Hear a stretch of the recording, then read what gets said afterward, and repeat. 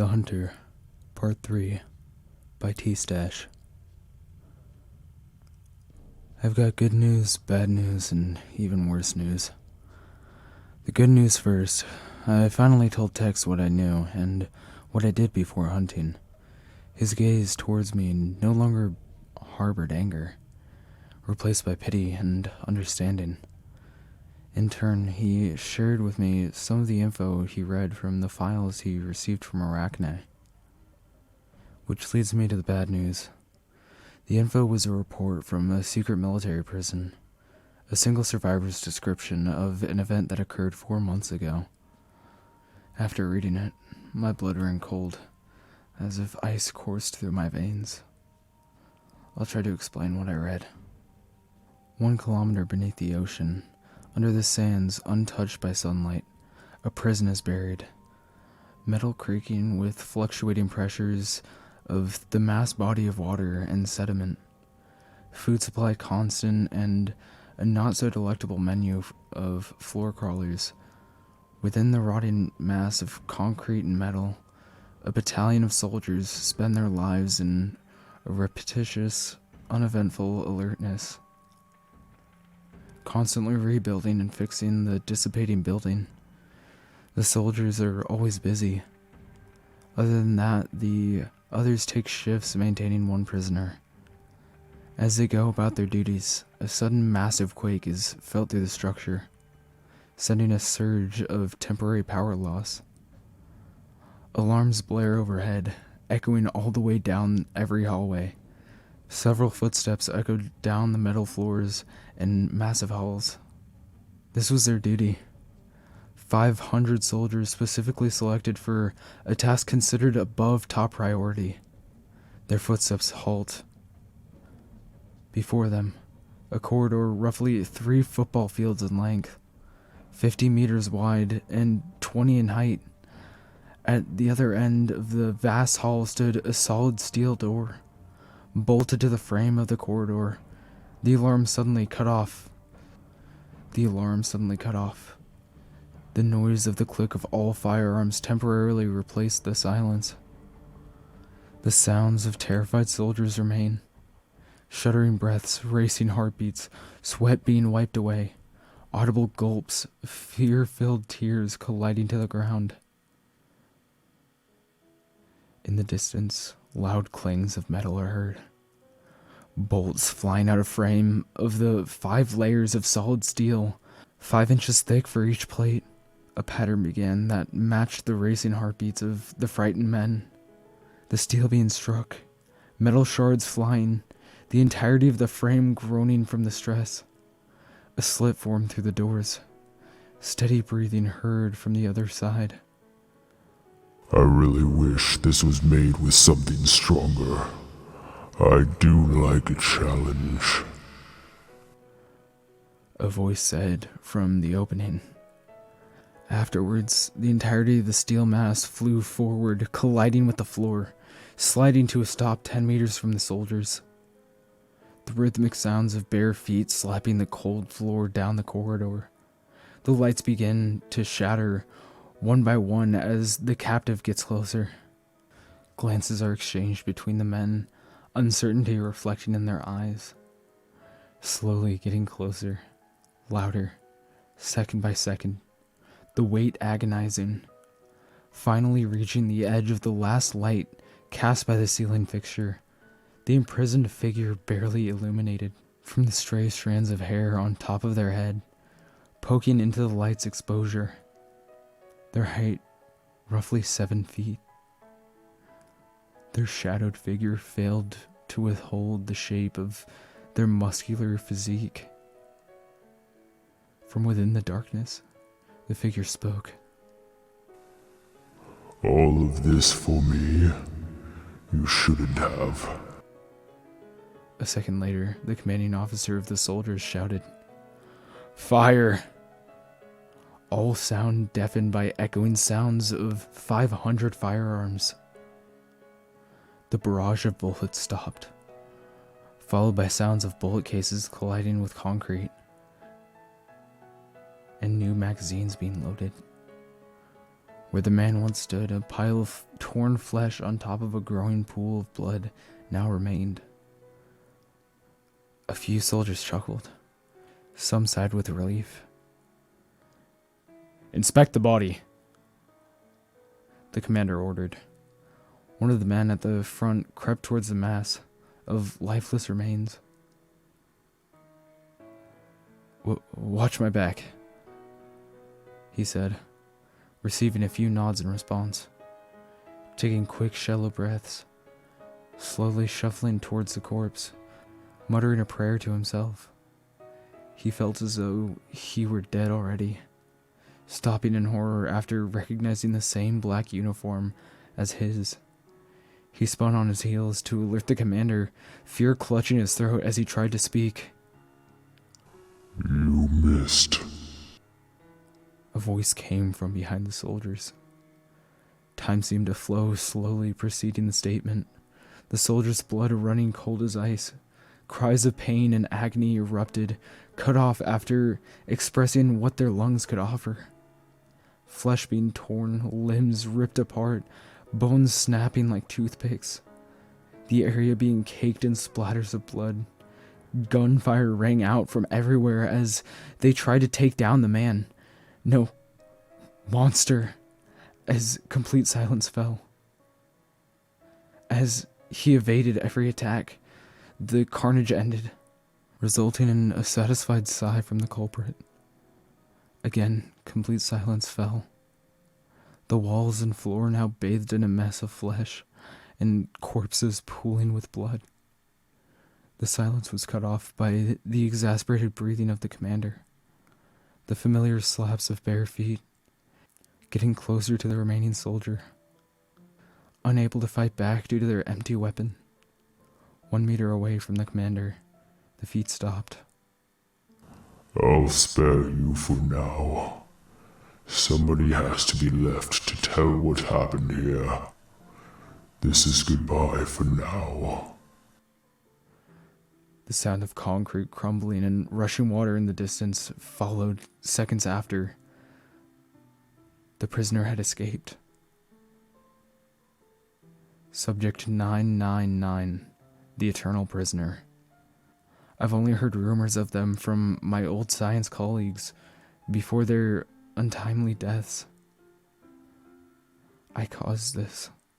The earthquakes, the breakout, I can only imagine how many other subjects were released. On that note, the even worse news. Our plane's turbines froze from the intense drop in temperature. We've begun to glide out of the sky towards our destination, off by a couple kilometers. I'm partially optimistic we'll survive this. Entry 7. The sounds of shrieks and screams of agony resounded within my head. I felt my body seize in absolute stillness. I was left in absolute horror as I was reduced to only witnessing my body deny my commands. Looking upwards, my gaze fell upon a pair of eyes in the distance.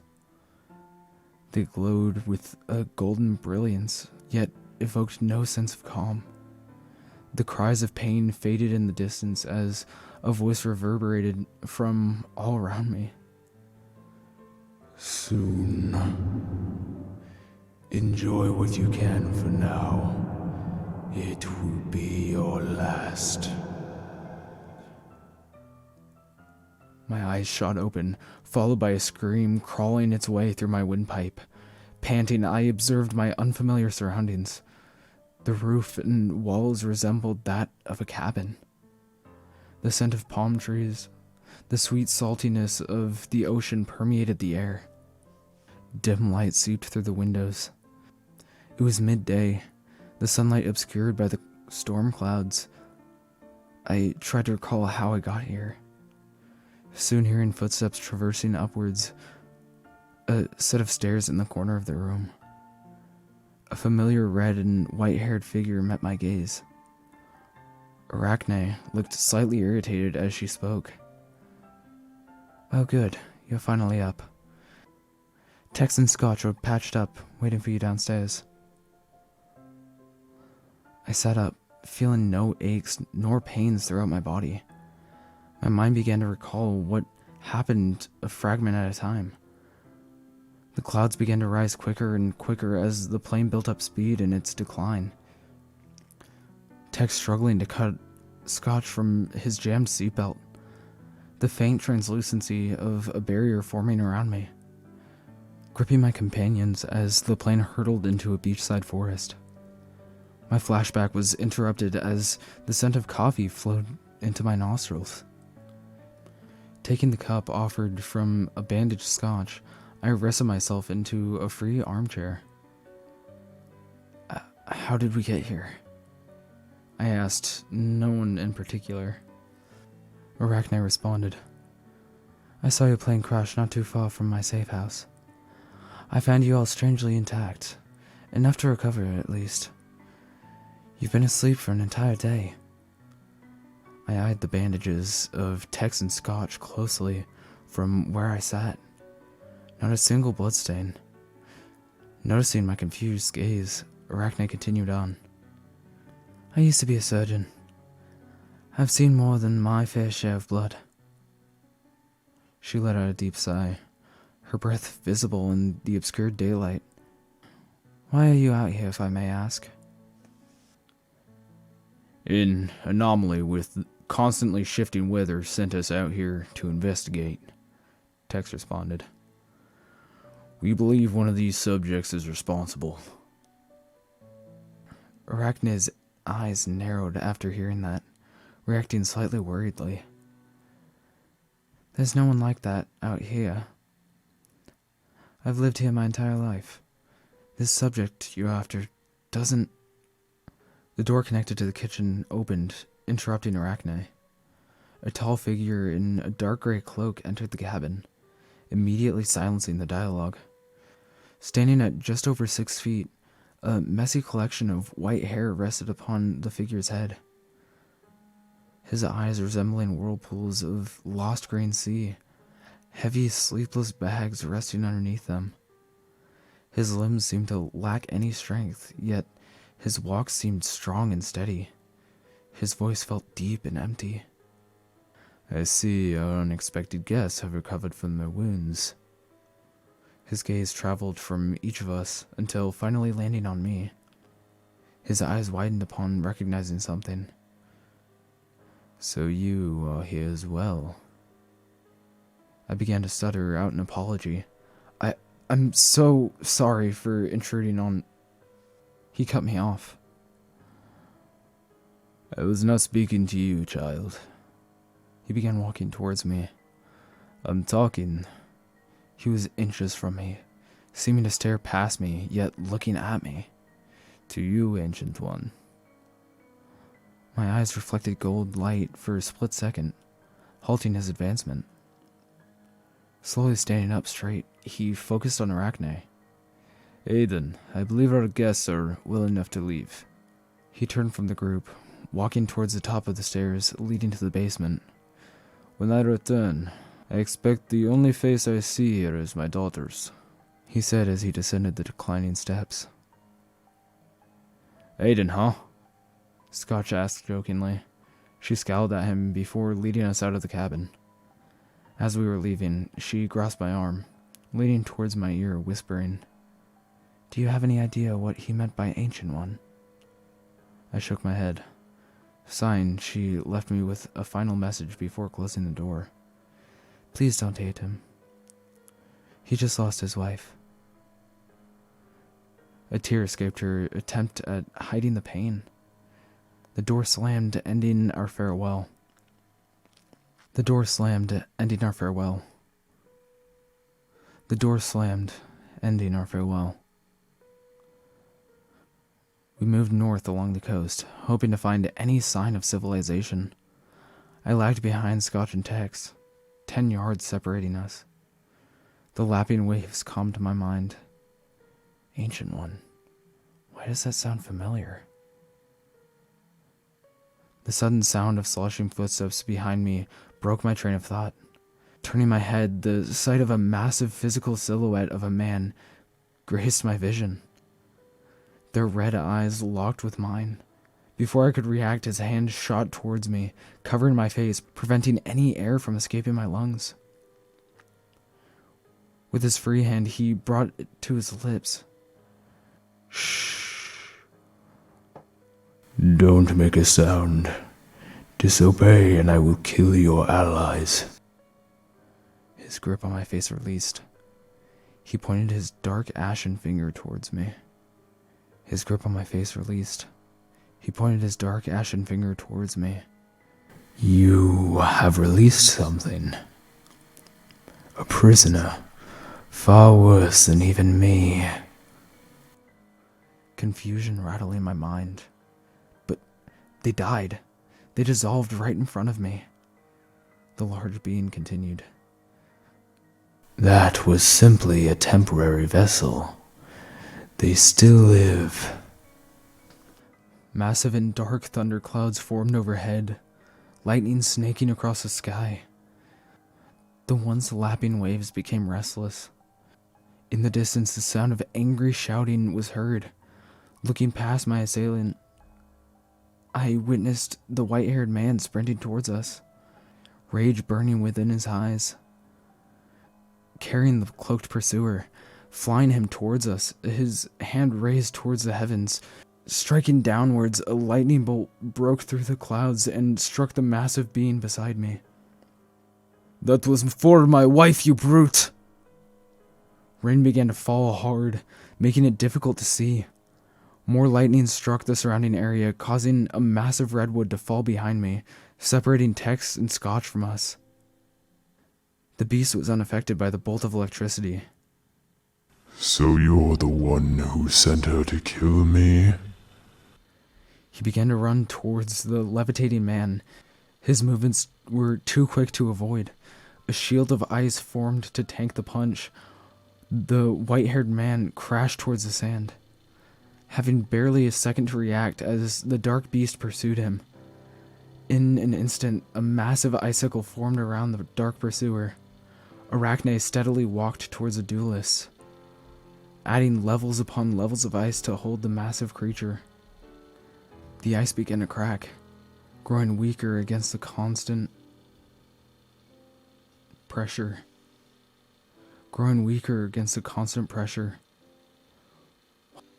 Holding only for a few seconds, the mini glacier shattered, projecting hundreds of shards in all directions. She wouldn't be able to react in time to protect herself. The barrier around me already formed, blocking the frozen projectiles from piercing my flesh. I was too far to block her, the realization slowing my movements, leaving me only to witness an action I couldn't make.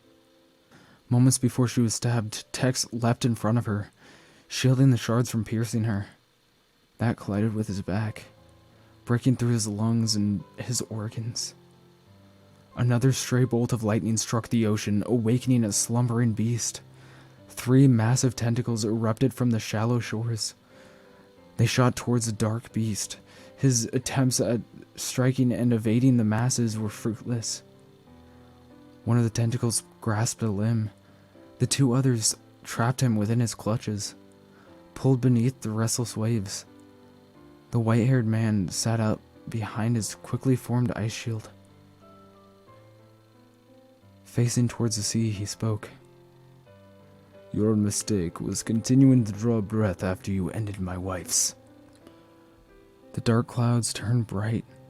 The rain dissipated. The waves became a calm pattern. Scotch came from behind me.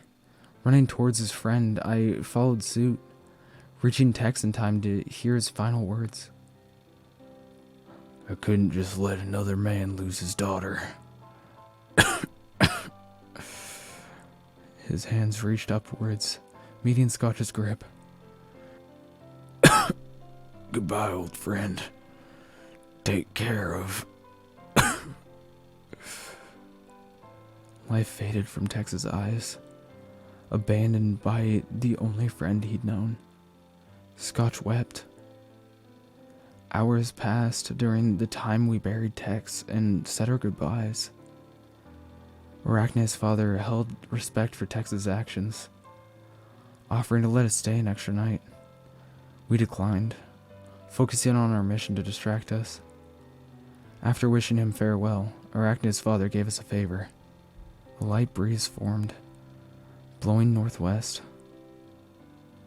Follow this gust. It will lead you to the nearest village. I wish you good luck. Scotch and I began to follow the wind, hoping it wouldn't be too long of a distance. I'll update you when we find the village. Until the next entry. Hey guys, 4-Shot here. Thanks for checking out a video, and if this is your first time, I recommend you subscribe so that way you can check out more of these videos. And I want to thank my buddy T-Stash for letting me narrate this, even though he's not posting it to Reddit. And I just want to let you guys know that the next part will be the finale, and I will likely be uploading it as a full story too. I'll probably just download it or something and then combine it all together so that way I can get the full story out, so that way you guys don't have to go through the playlist to watch it all. I do also want to say that I recommend you guys go check out Horror Hive. I did a narration and that'll likely be uploaded next month sometime, early in the month I believe, and I really enjoyed recording it. And I think you guys should just check out Horror Hive because they got a lot of good narrators over there. Again guys, thank you for checking out this video. I really love to record these. I hope you guys have a good day or night, whatever time it is for you. Stay creepin'.